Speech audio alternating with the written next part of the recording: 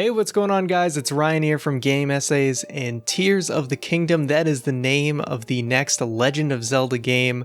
I'm very excited to not call it the sequel to Breath of the Wild anymore. We can now just call it Tears of the Kingdom, which is awesome. We got a trailer that I'm going to be going through piece by piece, giving my thoughts. I'm going to be throwing a lot of ideas at the wall, so maybe this won't be the best trailer analysis, but it might just be the longest, so I can win in that respect. Now, this game is coming out May 12th, 2023. We officially have a date, which is awesome. But let's jump in. Let's see what new morsels Nintendo has given us to try and pick apart and figure out what the heck is going on in this game, because we still know very little. So right off the bat, we have this very interesting image of what I assume is some sort of deity and leader of this tribe of whatever these sky islands are associated with. This thing, it looks very animal-like, which doesn't really surprise me because we've seen animal-type deities before. You could look at the light spirits in Twilight Princess, or, you have Valoo, who is a sort of deity in Wind Waker. Jaboon, a lot of animal kind of deities have happened in the past, as well as, the dragons in Breath of the Wild. So there's a lot of animals, and this one looks kind of humanoid / mammal-like. It's kind of almost like, I don't know if it's like a deer or a rabbit, or that's what it looks like to me. Now, this could just be a person with some very decorative mask on, but I would guess, I'd be willing to bet that it is going to be an animal-like creature. So more on this later, of course. Next up here, we have these moblins and bokoblins looking like they are taking over. They're rushing in, invading. And at first, I wasn't fully convinced that these beings with the swords and the shields were even going up against them, but now the way that the swords are pointed at them, it's clear that they're trying to fight off the moblins and the bokoblins, and then you can see that the malice is, they're charging in with the power of malice based on this. You can see some fallen soldiers, some fallen civilians, but at first I wasn't entirely convinced that these people were taking up arms against them, but potentially running with them or running away. But I feel like the way that the swords are pointed, that it does appear that they are trying to fight them. But there's really not too much else to pick apart here. I feel like there's more to this that's pretty interesting. But yeah, we don't really recognize these symbols from what I've seen on their shields or anything like that. So it's curious to see if maybe that these are the inhabitants of these sky islands, the original inhabitants at least. So next up, we have this deer creature again, and it has these 7 things around it. And I've seen a lot of people talk about how this could potentially be the 7 sages or whatever, but it wouldn't surprise me if these are maybe even the collectibles of the game. It is called Tears of the Kingdom, so maybe these are the 7 tiers we have to collect. Maybe there's 7 dungeons, or maybe there's 7 late game dungeons. Again, it could also be something to do Zonai-like. I hate to use the Z word, but it does seem like Zonai is heavily implied in this, and this is kind of like the Zonai swirl a little bit, but maybe just positioned in a different way, but it does kind of look like it to me. Could be wrong on that. I don't want to assume too much, but it could mean, I really don't think it means 7 sages, to be honest. I wouldn't be surprised if it's more like the MacGuffins that we have to collect. Now we see what looks to be Zelda fallen down, which could potentially mirror what happens to Zelda in current time, in present day, where she falls to her doom down a cavern. But this obviously is a different Zelda. This is some sort of Zelda from a different past. I mean, it could be a totally different being, but most likely this is a former Zelda from long, long ago. But yeah, you can see she seems to be falling back, and we see another creature or being to the right, which could be Ganondorf. We can't really make out too much out of it. We don't see any recognizable symbols over on the right-hand side here. But most likely it is Ganondorf. And you can actually kind of see a little bit of malice at the bottom here. So she is kind of falling into malice. You see like a couple lines that are red. So it's definitely something with Zelda falling to her doom. So I think with the whole circular nature that we will see coming up, that there's something to history repeating itself, which is already a very common theme in Zelda. We have Zelda again, and once again the circular kind of thing coming up here, where their hands are together and they're making a circle.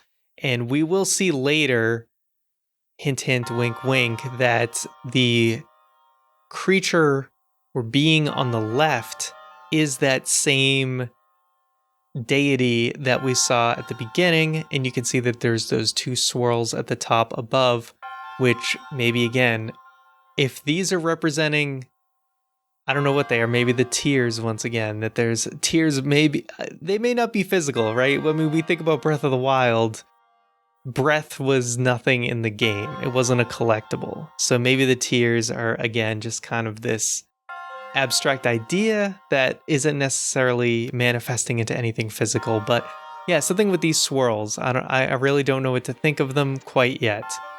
But yeah, later on we will see what's going on with this other being, and they're putting their hands together to make a circle. And I have a very interesting theory about that I will save till the end, because I think it's my kind of bombshell theory here. But yeah, notice how that they are making they're coming together, they are making a circle. Something interesting about that. Okay, now we get the door opening, and you see what looks like those Zonai dragon head kind of things, or wolf head. I'll have to take a closer look. I forget what they actually are. But again, they make a circle, which is interesting. And then I noticed someone else pointed this out, that after the door opens, they kind of fool us. After this door opens and he's heading towards a gate, the next shot actually may not be the same place. They might have done a little bit of trickery here, because the previous shot, there's no grass or anything on the ground and there's steps. And then when the camera pans around, there's no steps at all and there is grass on the ground. So it's interesting that they use that to kind of trick us, because they probably don't want to show too much of these specific islands. But anyway, when we stop here where Link is kind of diving off, we see that tower that we have previously seen in other trailers.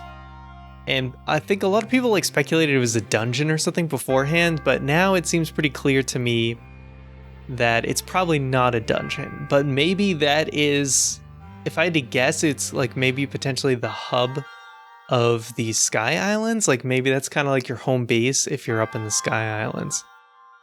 But I think just to point out, going back a little bit, before he jumps, you can see that there is snow on one of the, or at least it looks like snow. So we might be seeing different climates on some of these different islands. And also you can see at the bottom of these islands, there is like pillars and stuff underneath it. Very like man-made, so I'm really unsure where these islands came from, because it does kind of look like they popped out of the ground and floated up, but I don't know, there's a lot to dissect here. Okay, so next up we have that reversal of time mechanic going on, and I have an interesting theory about this too. So Link's using it to ride all the way up to repair it. So if Link's going around Hyrule Field and one of these pieces drops, I'm not quite sure how back in time Link will be able to reverse things. Like if something fell 100 years ago, can he reverse its path? Is it like the latest path it did? So let me explain a little bit further, because we don't know the full scope of this ability of Link reversing time. Because we saw, okay, last time in one of the early trailers, a metal ball comes at him and Link reverses it back, because that was the latest motion that it did. But if a rock falls from a Sky Island and lands on the ground and it sits there for 100 years. Can Link reverse it because it's still the most recent time it moved? I don't know. I don't know if I'm getting too deep into the weeds here, but what I do think is interesting about this rock thing moving up is, to me, this shot kind of reflects it well, is we've seen in the previous trailer that there were other pieces like this just scattered on the ground. And is this almost like a way of slowly repairing this kingdom that's above the clouds? Like Link finds these pieces and it's almost like, think of it almost like a Korok seed, right? Where you find it, it's like a collectible, but this is almost like another thing you find around Hyrule, like, oh, you found another missing piece of the kingdom, and then Link can use his ability to send it back up and attach it back to the islands in the clouds. Seems like a possibility to me. Seems like a possibility. Okay, now we have Link in his older costume where he looks more ancient. Some people think it's possible that there's 2 different time periods we're jumping between. I don't think so. I'm guessing that this is just an alternate costume, like maybe there's an ancient hero costume. That's what I'm going with, most likely being the case. And then we have Link jumping on this interesting thing here, this I don't know what to call it, this glider, this green goblin glider, and you can see that there is like that green pattern on the ground, and I have no idea what that means, but it really has me thinking about a bunch of different things. I don't know if this is, again, like piecing together the kingdom, like this is like, are there objects in the sky? Like, I don't know if, like, I feel like this is a trick to me. Like, this doesn't feel like it's something Link's gonna ride on all the time. Like, are we repairing 2 different worlds? Like, is this a piece of the Lost Zonai Kingdom that we are sending back down to Hyrule to put in the place it was previously? And Link is also taking pieces from Hyrule and sending them up into the sky. Are we like Bob the Buildering this? You know? I don't know, because this seems to me like this isn't something, and like, hey, maybe I'll be wrong. Maybe I'll be totally wrong. But this seems to me like an object that isn't something we're regularly going to be using. It kind of looks like he's sending this back down and placing it somewhere. But that's just me. That is just me. So again, then we have like these very Zonai looking things making a circle.